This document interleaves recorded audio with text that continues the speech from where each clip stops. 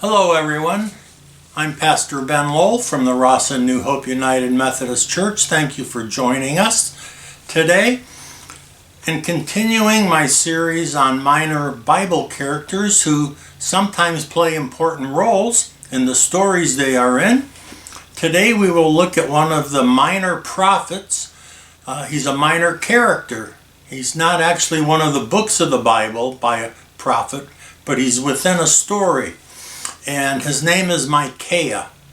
Not Micah the prophet, but Micaiah the prophet.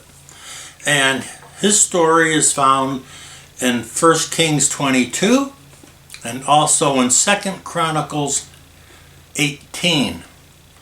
So, in order to understand what's happening in this situation, we need to look a little bit at the history of Israel.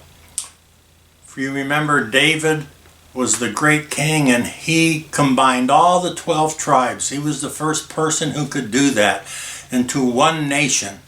Before that, they'd been this tribe here fighting this tribe here, fighting themselves. David combined them, made them a strong, powerful nation. His son Solomon followed him. Solomon started out pretty well, but messed up, and when he died, the country split in two. And the upper half was called Israel, and the bottom half was called Judah. Judah, the southern part, that would be where Jerusalem and Bethlehem would be. Israel, up at the northern part, would be Samaria and the Galilee area. And so it's so interesting. These two countries now, Israel and Judah, sometimes fight each other. And then they fight other people. And it's just a crazy situation. Falling far from where David had them united. Every once in a while, though, they would combine forces to fight a common enemy. That's what happens in this story that involves the prophet Micaiah. In this story, the king of Israel, the northern kingdom, his name is Ahab, and normally he's a pretty bad king. And he has called on the king of Judah, Jehoshaphat, to come and have a meeting with him to talk about going to war against the king of Syria, Ben-Hadad. Jehoshaphat comes up and says, I don't know if we should do this or not. And Ahab, the king of Israel, says, well, I've got the word of the Lord on my side. And Jehoshaphat says, you do? And he said, oh, yes. Ahab said, yes.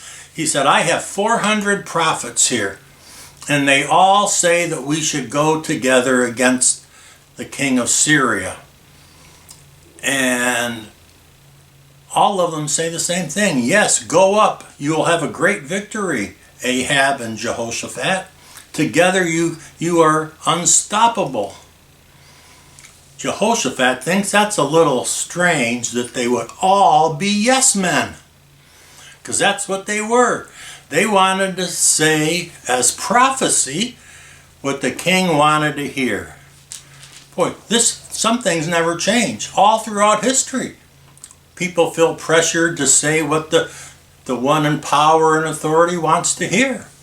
So, these 400 prophets say, go, have your victory.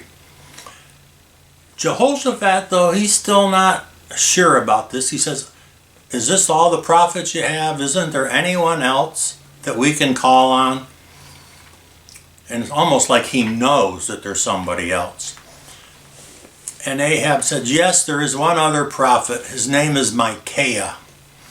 And he is a prophet, and he's a true prophet, but I don't like him very much. I'd rather have 400 false prophets than Micaiah, because Micaiah says things that I don't like and that are against me. And Jehoshaphat says, then that's the one I want to hear. So they go and they get Micaiah, who's already said some things about Ahab that Ahab hasn't liked.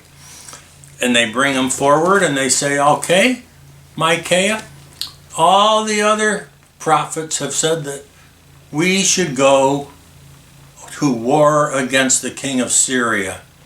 What do you say? And almost mockingly, Micaiah says, well, of course you should. Why shouldn't you? What would stop you?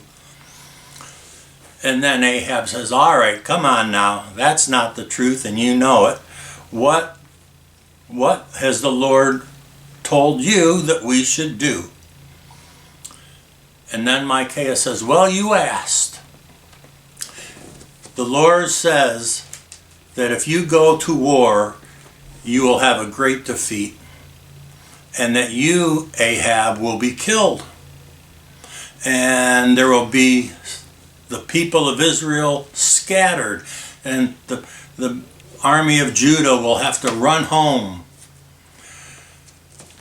And he says there's a spirit of lying in these 400 prophets of yours. Indeed, it's almost like the Lord has sent a spirit of lying among them so that you, Ahab, will die as I foretold you would, and you laughed at me.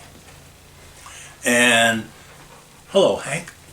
And so we have Micaiah saying this would be a disaster. After hearing him, however, Ahab says we should still go. And so they do. And Jehoshaphat and Ahab take their armies against Syria, and they are routed by the Syrians, and many are killed. And Ahab is hit by an archer, just a random arrow flung in the air, and Ahab is hit and killed as he is taken back to Samaria. When I was in seminary, one of my Old Testament professors, Dr. Simon John DeVries, a great man, was writing a book called Prophet Against Prophet. And it was about this story. Which prophet do you believe? Which one is telling the truth? And how we as people of God are always having to make that decision. Who's telling the truth? Who's lying? Are they lying on purpose, or are they lying because they really don't know? But prophet against prophet, counselor against counselor, advisor against advisor. And Micaiah is the one who represents the minority report, the one who stands up to power and says, no, you shouldn't do that. And so it's a story for all time. And Micaiah should always be remembered as a man who had a strong connection with the Lord, and as one who was willing to stand up to kings and give what the Lord told him to give a prophecy that was true. And oh, how we need the word of truth today. And so I commend to you Micaiah the prophet. And I pray that we will try to be discerning in our own time of what people say and how they say it, and perhaps what is behind their words and what they want us to think or believe. And we should always have some questions about that and be thinkers for ourselves, but also to have the will of God in our lives so that we can be really thinkers for ourselves on the side of God. So, very interesting story, and I hope you all have a great day and a great weekend. For those people in my church, we will be starting back up on May 31st, Sunday school and worship, and we've sent letters out that have the guidelines in them, the social distancing and the wearing of masks is recommended highly, and some other things that are in the letter. So look forward to seeing you in church on May 31st. God bless. Have a great weekend.